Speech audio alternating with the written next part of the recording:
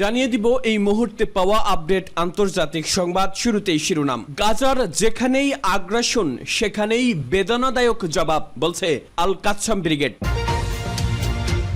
এদিকে ইয়েমেনের সশস্ত্র বাহিনীর নৌ কৌশল আমেরিকাকে হতভম্ব করেছে হুতি। জানিয়ে দিব ফিলিস্তিনিদের গ্যাস সম্পদ দখলের ইসরায়েলি ষড়যন্ত্র, 10,000 ফিলিস্তিনি নিখোঁজ। আরও থাকবে নেতানিয়াহুর নতুন 4 আবদার, আলোচনার বুকে ছুরিকাঘাত। এবং সবশেষে জানিয়ে দিব হিজবুল্লাহর সঙ্গে পূর্ণমাত্রার যুদ্ধে শঙ্কিত ইসরায়েল। সংবাদ শিরোনাম শুনছিলেন, এবারে জানিয়ে দিব বিস্তারিত। গাজার যেখানেই আগ্রাসন সেখানেই বেদনাদায়ক জবাব, বলছে আল কাসসাম ব্রিগেড। ফিলিস্তিনের ইসলামী প্রতিরোধ আন্দোলন হামাস বলেছে, গাজা আগ্রাসনের 9 মাস পেরিয়ে যাওয়ার পর এখনো ইহুদিবাদী ইসরায়েলি সেনারা উপত্যকার যেখানেই আগ্রাসন চালাচ্ছে সেখানেই তারা বেদনাদায়ক জবাব পাচ্ছে। হামাসের সামরিক বাহিনী ইজ্জাদিন আল কাসসাম ব্রিগেডের মুখপাত্র আবু ওবায়দা বেশ কিছুদিন বিরতির পর রোববার রাতে প্রকাশিত এক ভিডিও বার্তায় একথা জানান। যথারীতি ভিডিও ধারণ করার সময় আবু ওবায়দার মুখমণ্ডল নেকাব দিয়ে ঢাকা ছিল। তিনি বলেন, 9 মাস পর এখনো আগ্রাসী বাহিনী প্রথম দিনের মতোই আমাদের যোদ্ধাদের হামলার শিকার হচ্ছে। প্রতিদিনই ইহুদিবাদী সেনারা মারা পড়ছে, তাদের ট্যাঙ্ক সহ অন্যান্য সাজোয়া যান ধ্বংস হচ্ছে এবং তারা অতর্কিত আক্রমণের শিকার হচ্ছে। আবু ওবায়দা বলেন, গাজার যে অংশেই তারা হামলা চালাতে যাচ্ছে সে অংশেই বেদনাদায়ক হামলার শিকার হচ্ছে। হামাসের সামরিক মুখপাত্র বলেন, ইহুদিবাদী শত্রু আগের মতোই পরাজিত হবে ইনশাআল্লাহ। গাজায় একটি যুদ্ধবিরতি মেনে নিতে ইসরায়েলকে বাধ্য করতে অপারগতার জন্য তিনি আন্তর্জাতিক সংস্থাগুলোর তীব্র সমালোচনা করে বলেন, 9 মাস ধরে মাতৃভূমি আঁকড়ে থাকার এবং দখলদারদের এই ভূমি কেড়ে নিতে দিতে অস্বীকৃতি জানানোর মাসুল দিতে হচ্ছে গাজাবাসী ফিলিস্তিনিদেরকে। আর এই অপরাধ বিশ্ববাসী মুখ বুজে সহ্য করছে। আবু ওবায়দা বলেন, এ থেকে প্রমাণিত হয় আন্তর্জাতিক সংস্থাগুলো অকার্যকর, কথিত মানবাধিকার সংস্থাগুলি মিথ্যাবাদী এবং আন্তর্জাতিক অঙ্গনে ন্যায় বিচারের যে দাবি করা হয় তা সুনির্দিষ্ট কিছু দেশের স্বার্থ রক্ষা করে। তিনি এই অবস্থার অবসান ঘটানোর আহ্বান জানান। ইয়েমেনের সশস্ত্র বাহিনীর নৌ কৌশল আমেরিকাকে হতভম্ব করেছে হুতি। লোহিত সাগরে ইয়েমেনের সশস্ত্র বাহিনীর নৌকৌশল আমেরিকাকে হতভম্ব করে দিয়েছে বলে মন্তব্য করেছেন দেশটির জনপ্রিয় আনসারুল্লাহ আন্দোলনের নেতা আব্দুল মালিক আল হুতি। তিনি বলেছেন, ওয়াশিংটনের অত্যাধুনিক সামরিক প্রযুক্তি গাজায় ফিলিস্তিনিদেরকে প্রতিশোধ পরায়ণ হামলা চালানো থেকে বিরত রাখতে পারেনি। রোববার রাতে টেলিভিশনে সম্প্রচারিত এক ভাষণে তিনি আমেরিকা, ব্রিটেন ও ইসরায়েলের মোকাবেলায় ইয়েমেনের সামরিক ও ক্ষেপণাস্ত্র সক্ষমতার ভূয়সী প্রশংসা করেন। আমেরিকা, ব্রিটেন ও ইসরায়েলকে তিনি শয়তানের ত্রিভুজ বলে অভিহিত করেন। ইয়েমেনের নৌবাহিনীর অভিযানগুলো শত্রুর বুকে কাঁপন ধরিয়ে দিয়েছে উল্লেখ করে হুতি বলেন, মার্কিন বিমানবাহী রণতরীগুলো লোহিত সাগরে আমাদের বিরুদ্ধে হামলা চালানোর পরিবর্তে ওই সাগর ছেড়ে পালিয়ে গেছে। এছাড়া আমেরিকা অত্যাধুনিক ড্রোন ব্যবস্থা চালু করলেও এসব ড্রোন নিয়মিত ইয়েমেনের সশস্ত্র বাহিনীর হামলায় বিধ্বস্ত হচ্ছে। তিনি আরো উল্লেখ করেন যে অনেক দেশ ইয়েমেনের বিরুদ্ধে মার্কিন নেতৃত্বাধীন জোটের ফাঁদে আটকা পড়েনি এবং এমনকি আরব দেশের সাথে সরাসরি সমন্বয়হীনতার প্রয়োগ করেছিল। ফিলিস্তিনিদের গ্যাস সম্পদ দখলের ইসরায়েলি ষড়যন্ত্র। গাজায় 158 ফিলিস্তিনি সাংবাদিকের শাহাদাত, কাসসাম ব্রিগেডের হামলায় 10 ইসরায়েলি সেনার নরকপ্রাপ্তি ও গাজার শহীদদের সংখ্যা 38,000 ছাড়িয়ে যাওয়া ফিলিস্তিনের কয়েকটি সর্বসাম্প্রতিক খবর। ফিলিস্তিনে গত 24 ঘন্টায় সবচেয়ে গুরুত্বপূর্ণ যা যা ঘটেছে সে সম্পর্কে পার্স টুডের রিপোর্ট। গাজায় শহীদের সংখ্যা 38,000-এরও বেশি। গাজার স্বাস্থ্য মন্ত্রণালয়ের হিসেব অনুযায়ী গত 8 অক্টোবর থেকে এ পর্যন্ত তথা 274 দিনের ইসরায়েলি আগ্রাসনে শহীদ হয়েছেন গাজার 38,098 জন এবং আহত হয়েছে 87,705 জন, 10,000-এরও বেশি নিখোঁজ। এছাড়াও গাজায় ইসরায়েলি আগ্রাসনে নিখোঁজ ব্যক্তিদের সংখ্যাও 10,000-এরও বেশি।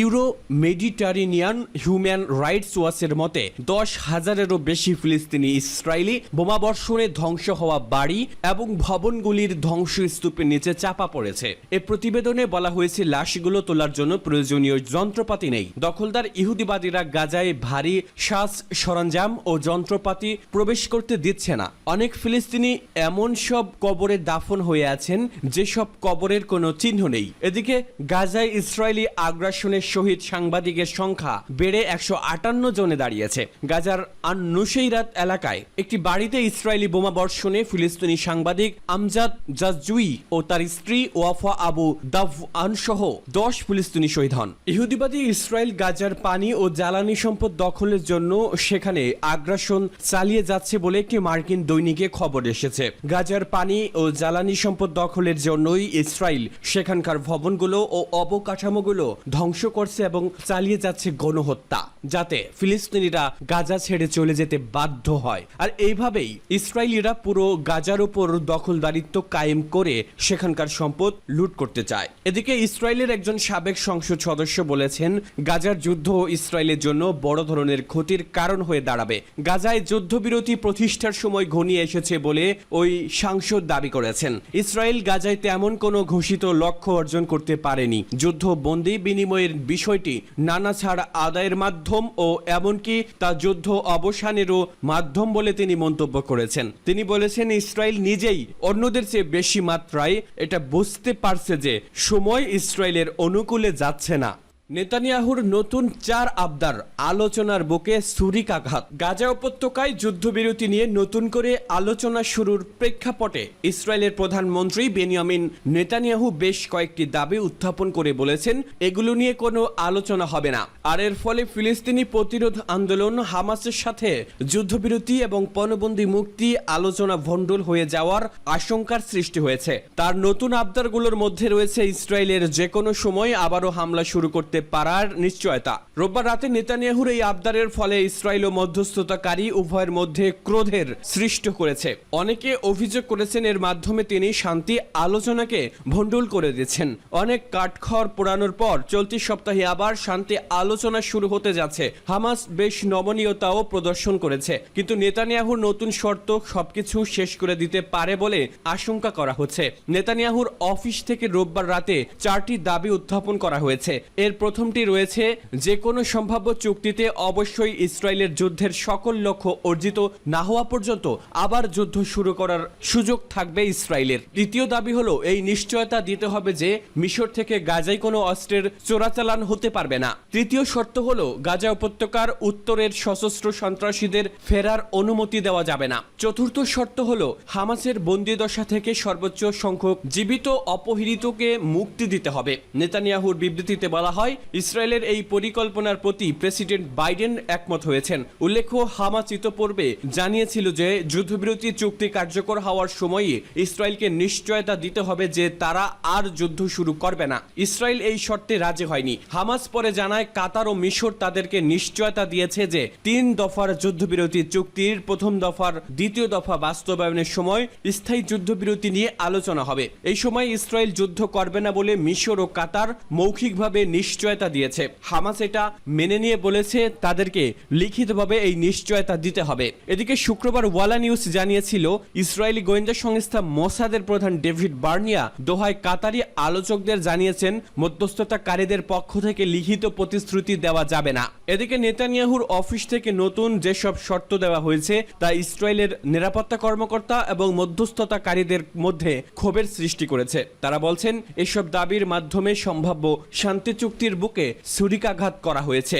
ইসরায়েলের এক নিরাপত্তা কর্মকর্তা পরিচয় প্রকাশ না করে চ্যানেল 12 এ বলেন, নেতানিয়াহু ভান করেন যে তিনি চুক্তি চান, কিন্তু কার্যত তিনি শান্তি চুক্তি ভণ্ডুল করতে চান। তিনি বলেন, বন্দীদের মুক্তির ব্যাপারে নেতানিয়াহুর কোনো উৎসাহ নেই। তিনি বরং তার অবস্থানকে চরম পর্যায়ে নিয়ে যেতে চান। সূত্র টাইমস অফ ইসরায়েল এবং অন্যান্য।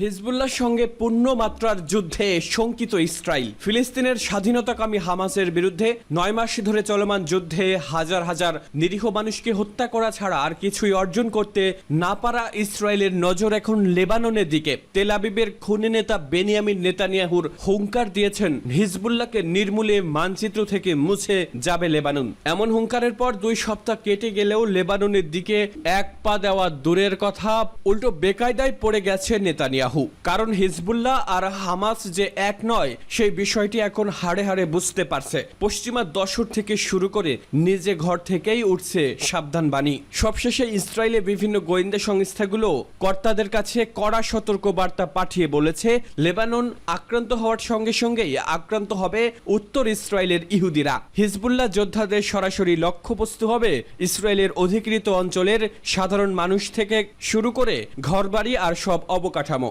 ইসরায়েলের সংবাদ মাধ্যম হেয়ম এক প্রতিবেদনে জানিয়েছে, অধিকৃত ফিলিস্তিনের উত্তরে ইহুদি কর্তাদের কাছে এক বার্তায় লেবাননে সম্ভাব্য সর্বাত্মক আক্রমণের বিষয়ে সতর্ক করা হয়েছে। ইসরায়েলি গোয়েন্দাদের কাছ থেকে যাওয়া এই সতর্ক বার্তায় আরও বলা হয়েছে, হিজবুল্লাহর সঙ্গে যুদ্ধ মোটেও সহজ হবে না।